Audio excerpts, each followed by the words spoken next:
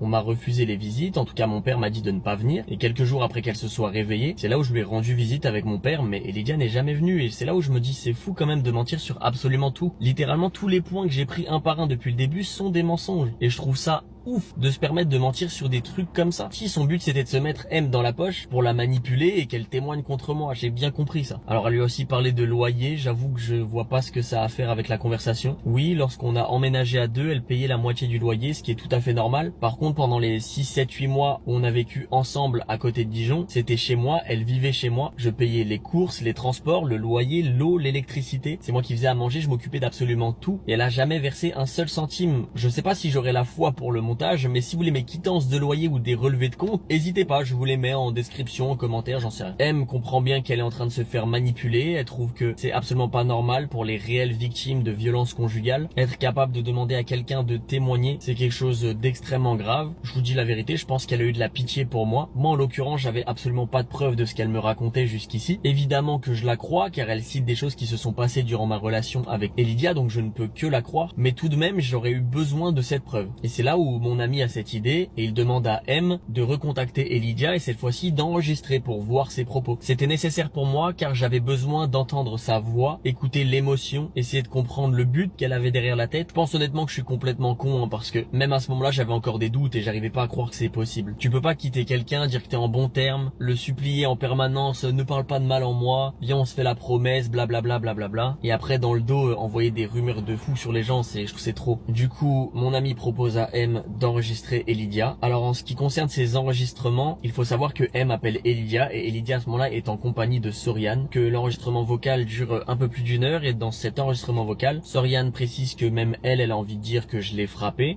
Ah ouais? Mais déjà, déjà moi-même qui n'ai pas son ex, j'ai envie de dire qu'il m'a frappé déjà, de base. Mais oui, je vois. Même moi, des fois, j'ai envie de faire des trucs, j'ai envie de dire, mais il m'a frappé aussi, il se passe là, il y a quoi? Soriane lui explique même comment passer une rumeur en modifiant certains mots, certains propos. Et durant toute cette conversation, Lydia est juste à côté et elle acquiesce bêtement ce que raconte Soriane. Je me dis, en vrai, est-ce que si je mens et je dis aux gens, ouais, il m'a frappé, est-ce que tu penses qu'en vrai, ça pourrait crédibiliser le truc? Je dirais qu'en fait, ouais, il m'a tapé, je suis sûr qu'il a aussi fait à son autre copine, tu vois, genre un truc comme ça, tu vois.